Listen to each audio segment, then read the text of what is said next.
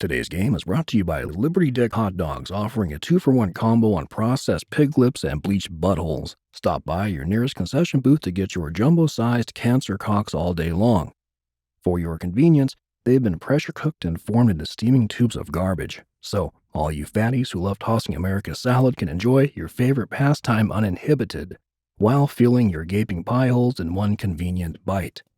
To optimize your experience, we offer dump truck rides to your limo stretch seats, a la carte delivery of carbonated IVs, and tiny pillows for your mid-game naps, if, of course, you find yourself falling asleep.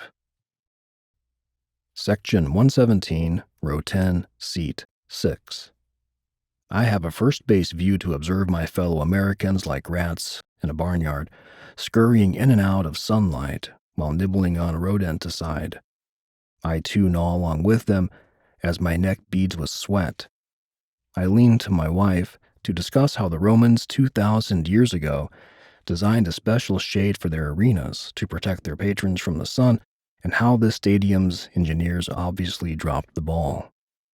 The crackle of a microphone switching on from the off-key never-made-it-big weekend singer alerts our eyes to the limp dick flag draped over a 30-foot pole, which remains stagnant in the summer heat. But we rise anyways, and our brainwashed hats cover our tits, some fake, some flat, and some men's. It's not long before we finish circle-jerking freedom onto the backs of those in front of us, and we seat ourselves in preparation for filling our faces with a pair of dogs and a bucket of fries, our savory salute to the fallen soldiers granting us today's opportunity. Next to me, the crazy lady with season tickets seems more concerned about where I worship rather than the score or my hopes of eating in quiet. So I tell her, I worship between my woman's legs. And now I feel I need God more than ever. I also assume her newfound silence means she's praying for me, but doubt it'll work. Behind me, the nearest smoking section turns into a ticking time bomb as a group of hover-round Rough Riders plugged into oxygen tanks balance the thin line between life and death while lighting cigarettes for one another. Unfortunately for us, we are close enough to take on some shrapnel if it all goes south. A young mother passes by, shoving ice cream smoothies down her toddler's throat, preparing him to be among the next generation of baseball fans, and in a full-circle irony, her child's future is foreshadowed when a fat man in row 3 chokes on a bite taken too large to swallow, only to chew it back down again after being donkey-punched by someone trying to save him. And I don't blame him, because these hot dogs have gotten fucking expensive. I nod in approval as I look around thinking, fuck yeah, this is freedom. And as sick as it is, I'm proud.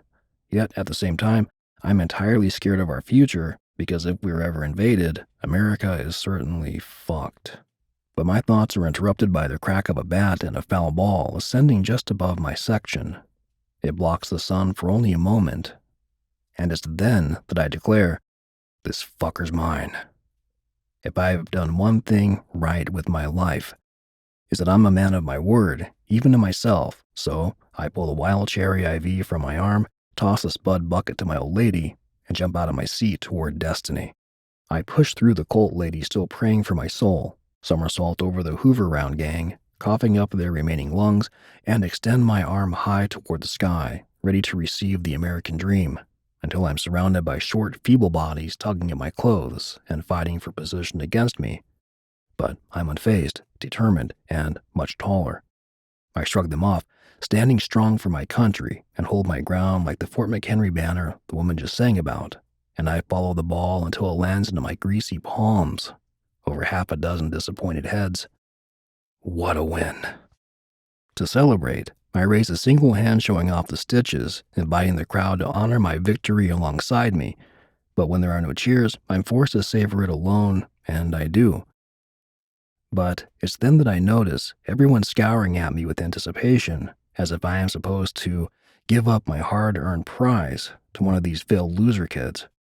Fuck them. I grip my souvenir with pride while being followed to my seat by boos from the stadium attempting to shame me into submission. But I have no shame. I am an American. The best thing for those kids is to learn how to fight for what they want, earn what they get, and that there are no participation trophies in life. If anything, I am an American hero. You can all thank me later.